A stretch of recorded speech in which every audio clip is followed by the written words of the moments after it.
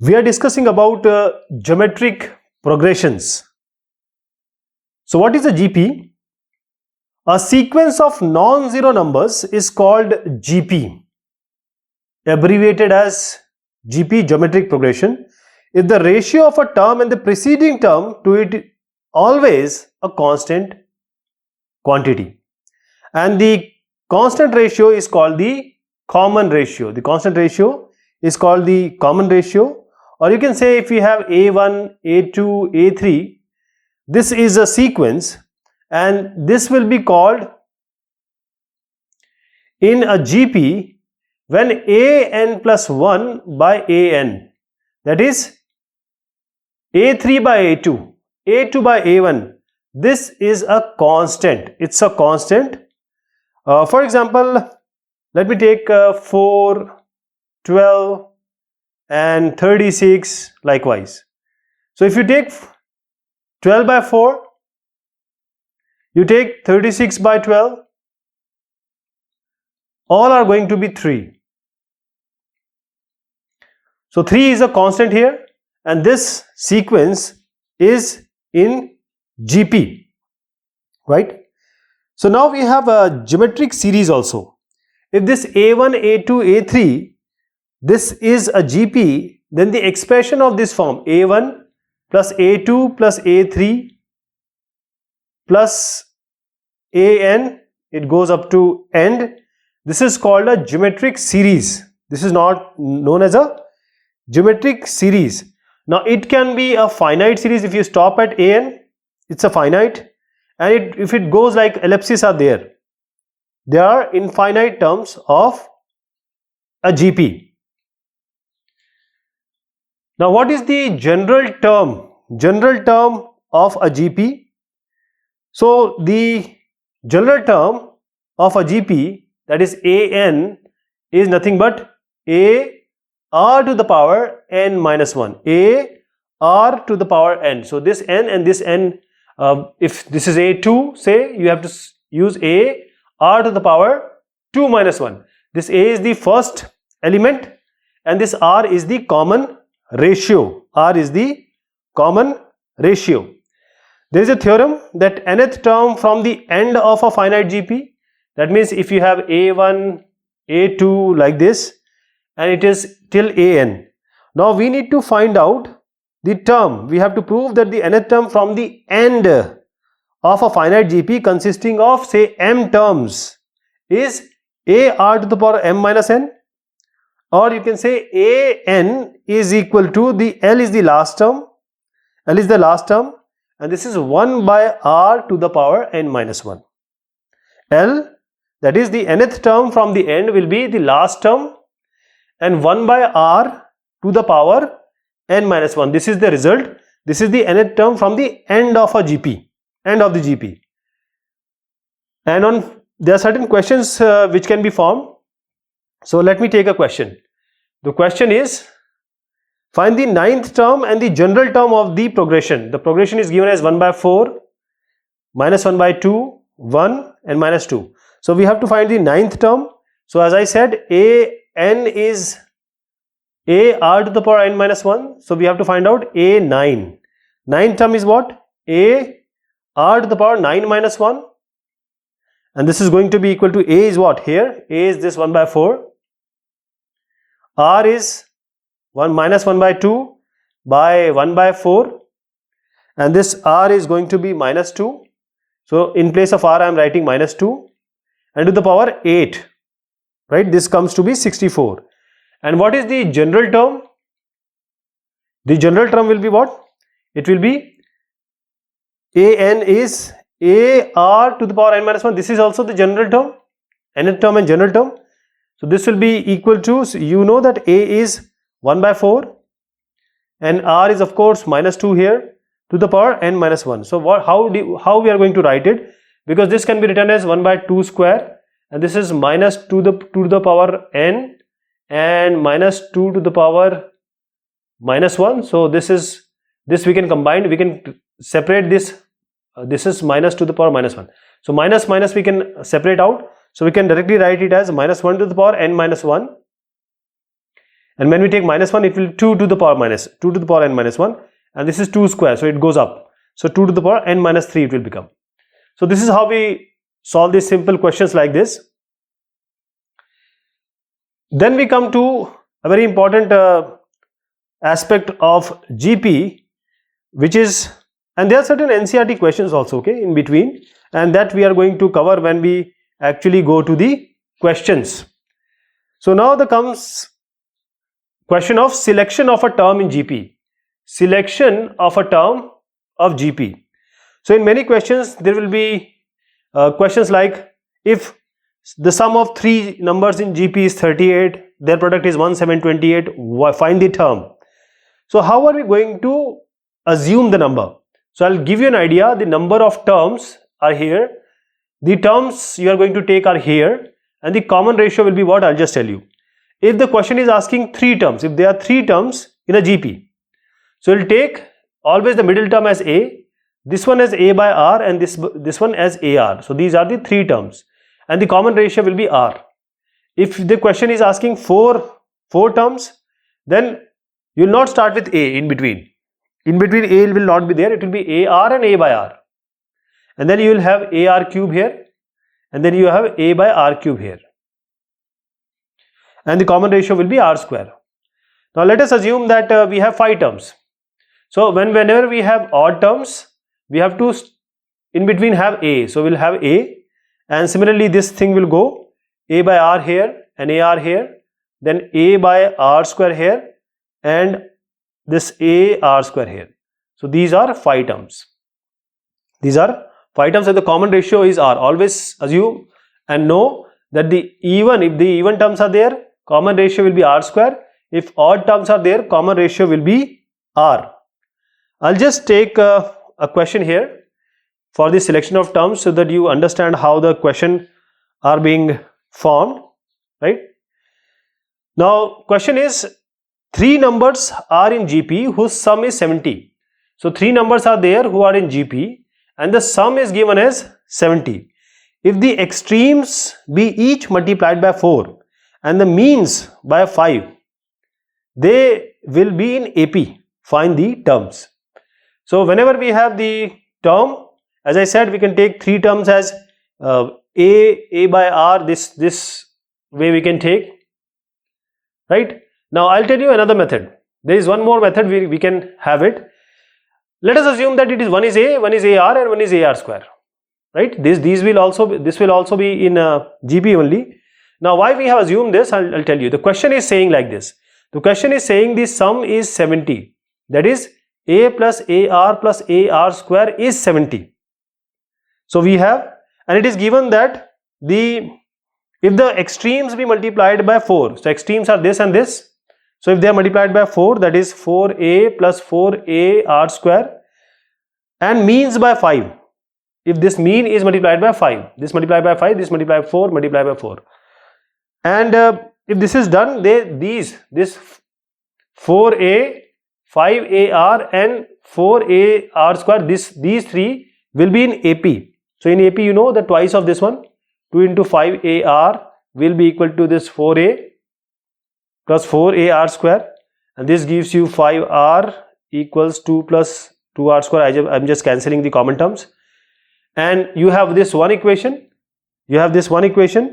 and we already have this equation A, this equation as A, 1 plus R square equals 70.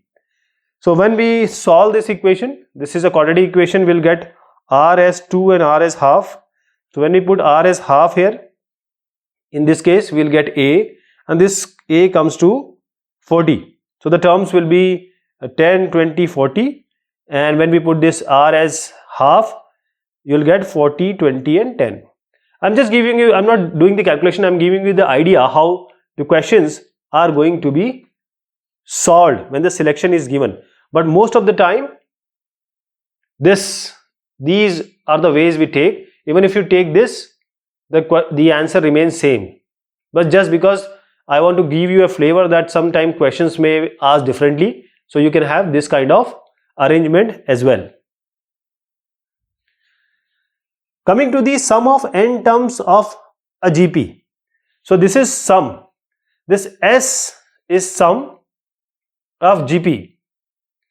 Now sum of GP is given by Sn, this is n term, and this is given by A r to the power n minus 1 by r minus 1, right? Now you can take this here, take minus common and minus common from numerator denominator. This will also be equal to A 1 minus r to the power n 1 minus r, and please remember r cannot be equal to 1. R cannot be equal to 1. Now in certain books it is given that we use this one when r is less than 1, and we use this one as when r is greater than 1, and these are exactly identical things. The only thing you have to understand that if you put r equals 1, r equal to 1, then this is not valid. But if you take these two conditions, this sum will be simply equal to n into A. Okay, and now if you have say L as the last term, this is the last term of the GP, then you know that L is what? A r to the power n minus 1. So the sum will become what? This sum will become A minus LR by 1 minus r, or LR minus A by r minus 1. So this is also the formula which we are going to apply. Now I'll just take an example of this one. So we have to find out, the question is find out the sum of 7 terms of a GP. GP is given as 3, 6, 12 like this. 3, 6, 12. So now here A is what? 3, and R is what? 6 by 3 is 2. A and R is given. The sum of 7 term will be A, that is 3, R to the power this 7, R to the power n. So 2 to the power 7 minus 1 by 2 minus 1, and this will become as 381. So this is how we are going to solve the question on the basis of this sum, and there are various NCERT questions which we are going to take when we take the actual examples, that is the exercise questions.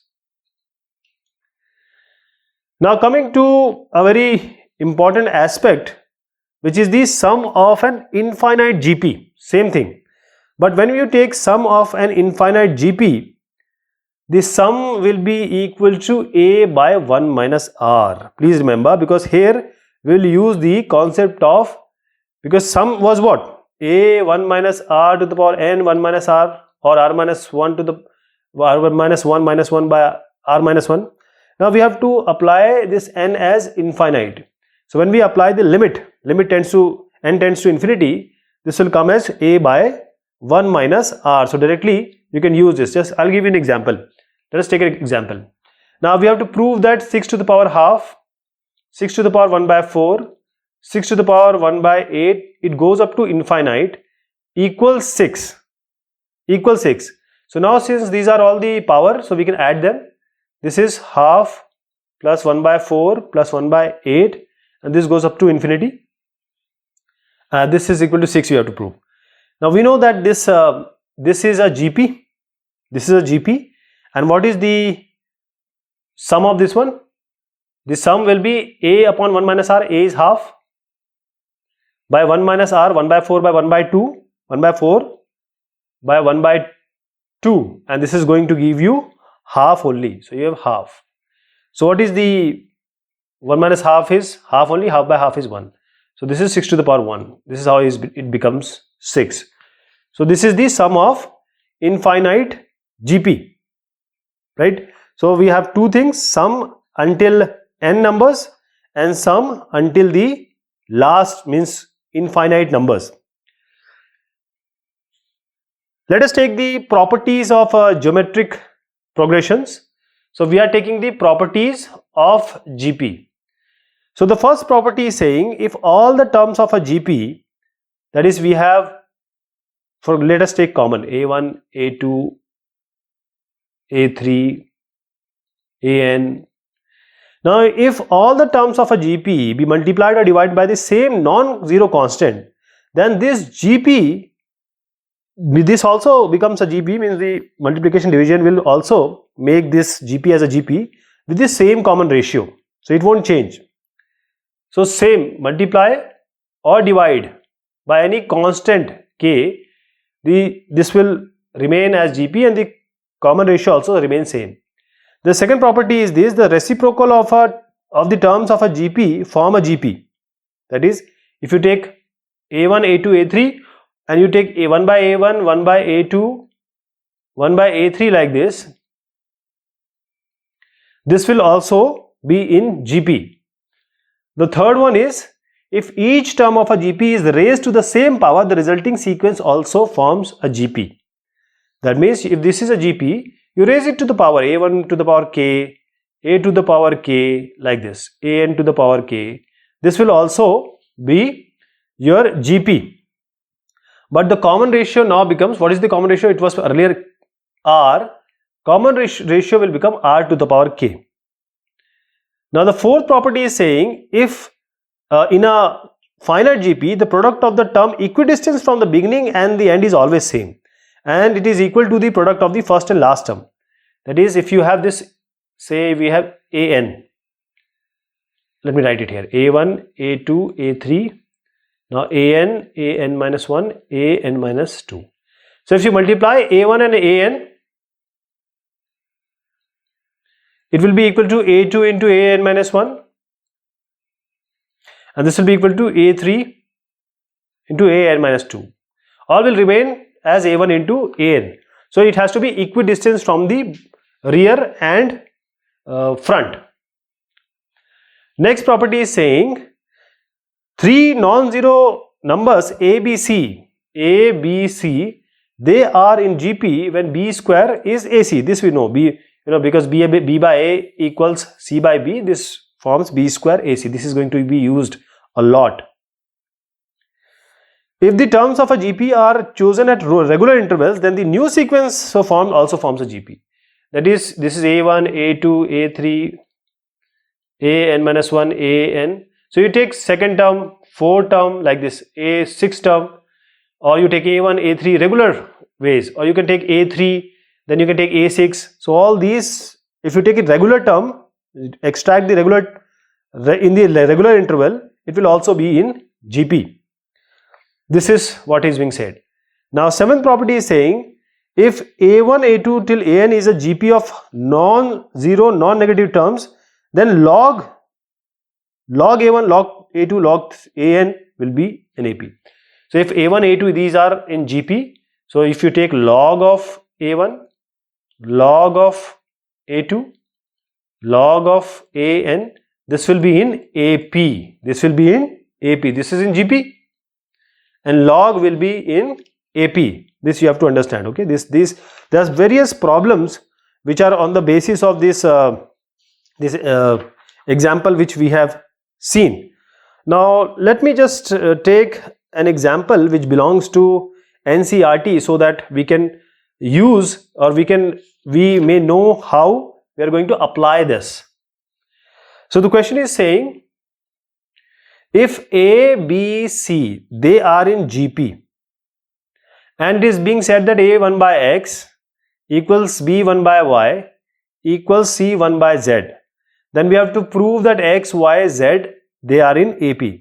And this is an NCERT question.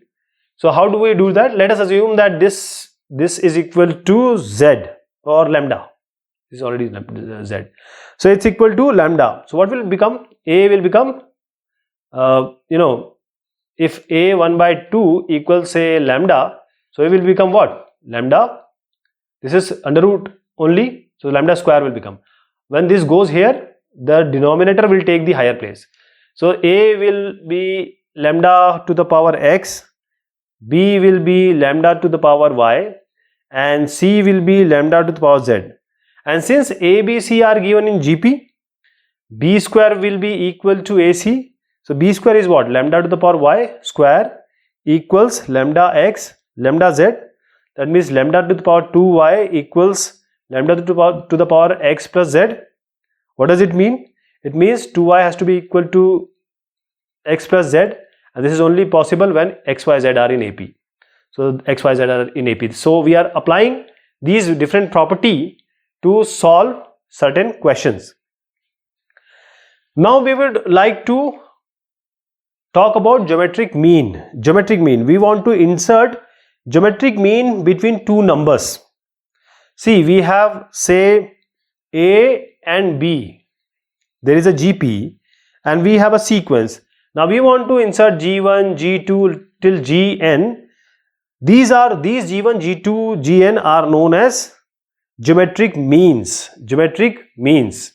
So if a single geometric mean G is inserted between two given numbers A and B, we know how it is going to be. We know that if we have a C in between, B square equals this ACB. So C square becomes AB. We know already this. So C equals under root AB. So if we have A and B and there is only one geometric mean, this geometric mean will be equal to under root AB. Okay. I'll give you an example that if you have 4 and 9 and we have to insert a geometric mean in between, geometric mean will be 4 into 9 under root, and that is going to be 6. 2 from here and 3 from here. Now if you want to have geometric means and geometric means, so what are you going to do? G1, G2, G3, Gn like this. So it will be, the formula is A b to the power a n by n plus 1.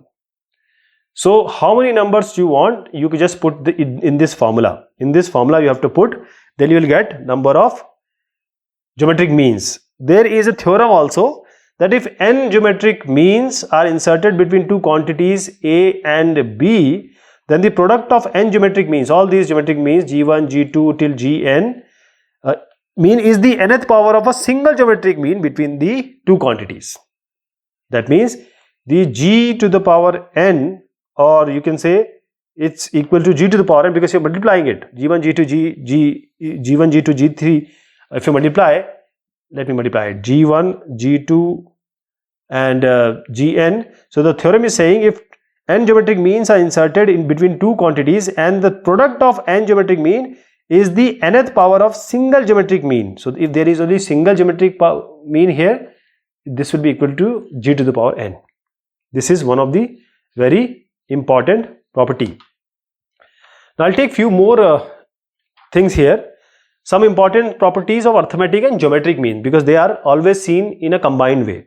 So the first theorem here is, if A and G, this is the arithmetic mean and G is the geometric mean between two positive numbers A and B, and of course A has to be greater than G. So we have, this is the theorem, A should be greater than G. If arithmetic mean is there in between A and geometric mean is between this A and B, arithmetic mean is greater than the geometric mean. Second theorem is saying, if A and G are, this A and G are the arithmetic and geometric mean between two positive quantities A and B, then the quadratic equation having A and B as its root is, so if A is arithmetic mean, G is geometric mean, and if we have these arithmetic means and geometric means are between A and B, so there will be a quadratic equation which satisfies this, x square minus 2ax plus g square, right? This A is the arithmetic mean and G is the geometric mean. When one more theorem which will be very helpful in solving the problems is, if A and G be the arithmetic and geometric mean between two positive numbers A and B, then the numbers are, we can find easily the numbers, that is A and B we need to find out. A is arithmetic mean, G is geometric mean in between. So the numbers can be easily found out by x equals A plus minus under root A square minus G square. So if arithmetic mean and geometric mean is given, you can easily find the numbers as well. This is very important because arithmetic because you know, if you talk about arithmetic mean and geometric mean, most of the time the question are asked like this, that arithmetic mean, geometric mean are given. So you are being tested for both the chapters, both the concepts, if you know it. Now I'll take an example of this one. The question is, Find two positive numbers whose difference is 12. Find two positive numbers, say we have a and b as positive numbers and the difference is 12. So a minus b equals 12. Whose AM exceeds the GM by 2. So AM exceeds the GM by 2. So AM is higher, GM is lower. So exceed means AM minus GM has to be 2 because AM exceeds 2 by GM. So now AM minus GM is 2. AM is what? A plus B by 2. And GM is under root AB equals 2. Now we need to solve this. So this will be multiply both sides by 2. A plus B minus 2 root AB equals 4. Now this is nothing but the formula of root A minus root B whole square equals 4. Or you can write this also as 2 square. So what do you get? Root A minus root B equals plus minus 2. And already given and A minus B equals 12. A minus B equals 12 is given. And A minus B can be written as under root A plus under root B and under root A minus under root B. See, this is A plus B, A minus B. So under root A square is A. Under root B square is B. So A minus B is 12. Now we know that this under root A minus B is already given as plus minus 2. So we can put it here. So under root A plus under root B plus minus 2 equals 12. So under root A plus under root B equals plus minus 6. So we have under root A, under root minus B, under root A, under root plus B. We have to solve for A and B. You know how to solve it. A becomes 16 and B becomes 4. So this is the way the question might be asked about AM and GM. So this is a very short way of understanding GP in very less time. So I hope we are going to take the questions now.